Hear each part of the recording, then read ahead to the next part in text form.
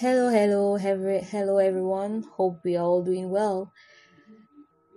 If you're here for the very first time, you can just like the video, share, and don't forget to subscribe because we are out to help you improve on your level of English. That is, we want you to master some basic skills or knowledge in English. And so today's class will focus on prepositions. We have prepositions in all languages, be it French, English, and Spanish, found in everywhere in language. And these are parts of speech. So we'll move on to defining what prepositions are. Prepositions are parts of speech, like we said earlier, in English, just like nouns, verbs, adjectives, and they are words which show the relationship between the noun and other words within a sentence. What I mean here is that if you have a sentence like the cat is under the table, the preposition under is used here to show the relationship there that exists between the cat and the other words, which are is, the auxiliary, and the table, under the table. It shows where the position of the cat. And so we'll move on to the types of prepositions. You need to know that in English we have three main types of preposition. Three main types of preposition. Any other type of preposition fall under these three main types of prepositions. And we have a preposition of place, which include under, above, in, on, at. Bear in mind that these prepositions are always used to provide answers to the question where. For example, when we say, where are you? I'm at the bank. At is the preposition. It tells us where you are at that moment. You are at the bank. That is, the preposition at is followed by a noun which describes or which tells us your location. We have preposition of time, in, on, at, after. They are often used to provide answers to the question when. That is, when we use these prepositions, it means we are referring to the time. Don't confuse them. Let's take, for example, when are you coming? Is different from where are you, because you might get confused because we have similar prepositions. But when we ask the question, when are you coming? For example, you say, I'm coming at 3 p.m. It shows at 3 p.m. tells us the exact time at which you will come. It is true, it's still at, but it's different from the at of I'm at the bank. You understand? So we equally have preposition of direction. We have to, into, of, from. These prepositions are often used to provide answers to the question, which direction? For example, you might meet someone on the way and he asks you, which direction are you heading to? You say, I'm going to school, or to what can we say, to the hospital. It shows the direction you want to take. Like we said earlier, preposition of place are used to connect the noun to other words in the sentence by indicating the specific location of the noun. For example, the food is on the table. On here indicates where the food is placed. The food is on the table. It describes the position of the food. You might just send a child and you say, go get your food. And the child asks the question, where is it? You say, the food is on the table. You're helping the child to know where to find the food. We have here, Carlos is at the gym with his friends. At here is a preposition which tells the location of Carlos and his friends.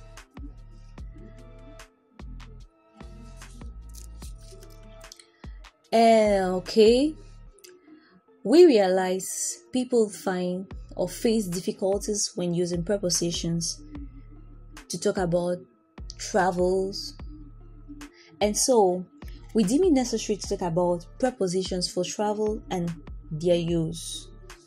And we'll take the case of the preposition by. The use and example of the preposition by. It's true we didn't make mention or we didn't talk about by, but you should know that when we are talking about by, the preposition by, when you're traveling or when you want to refer to a journey or a travel, you should know that it is used to talk or to indicate the type of transportation mode you are using to travel. What we mean here is, you might say, I'll travel by air, by land, by bus.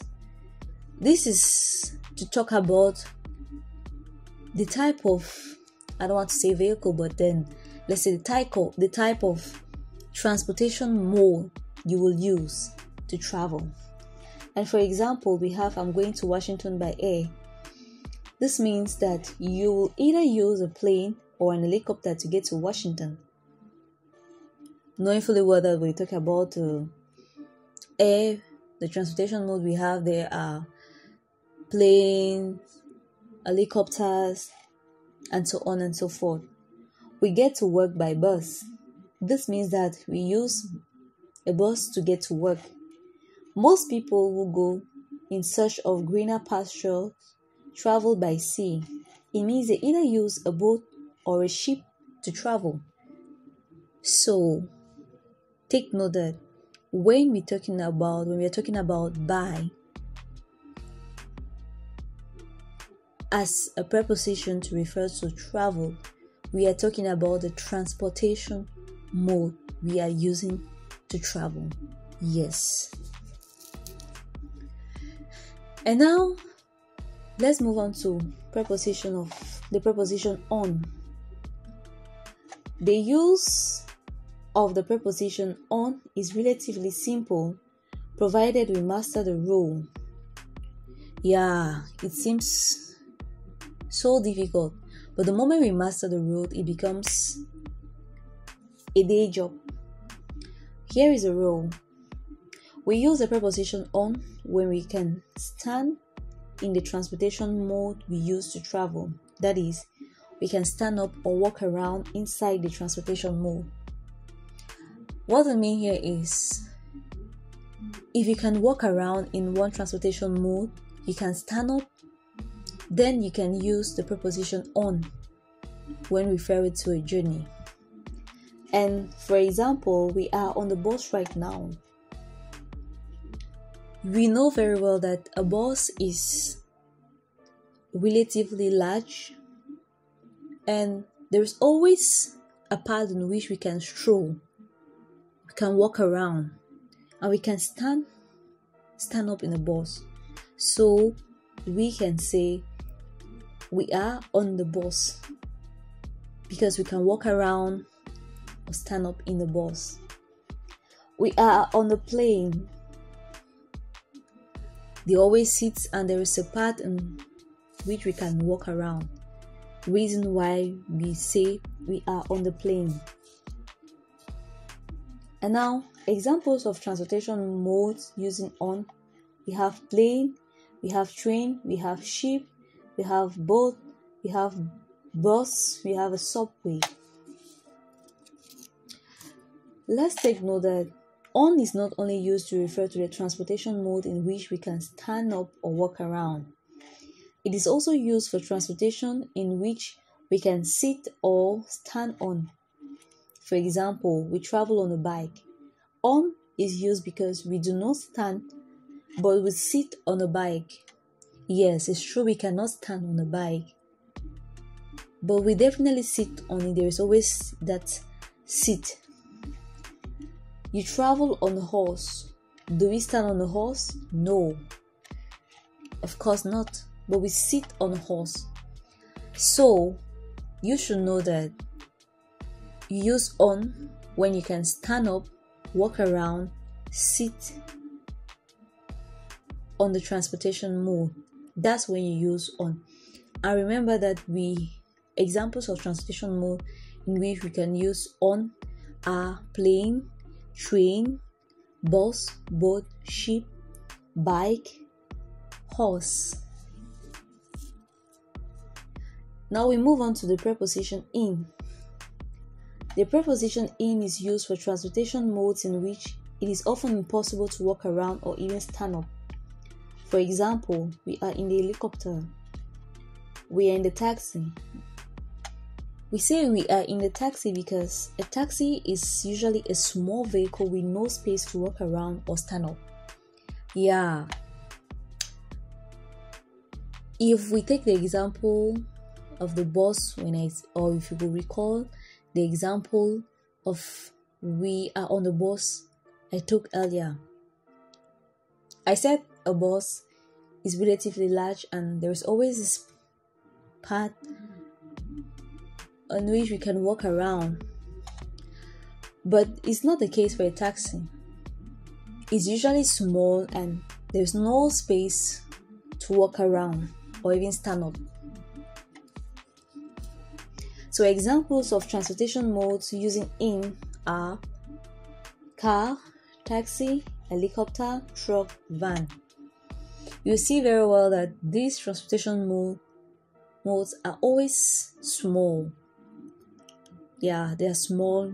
If they take the case, for example, of an helicopter, there are always just 2 seats.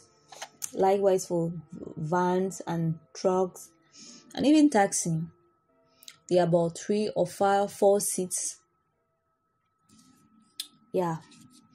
So you should know that when you're using the preposition on, when you're referring to travel, know that these are prepositions, or let me say the transportation modes are those in which you can walk around, stand up, sit. And when you use in, you're referring to transportation modes in which you cannot stand up nor walk around.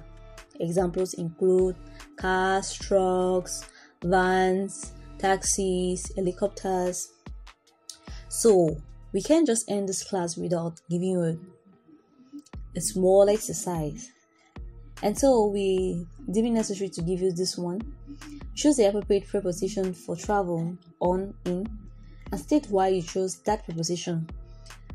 This part state why you choose this preposition. It's for you, or it's for you to be able to understand. It's to know if you've understood what we mean by that. We have Mary, the truck, Stephen and his friends, had the boat, we are the plane, ... So please do your assignments, and we've come to the end of our class. Thank you.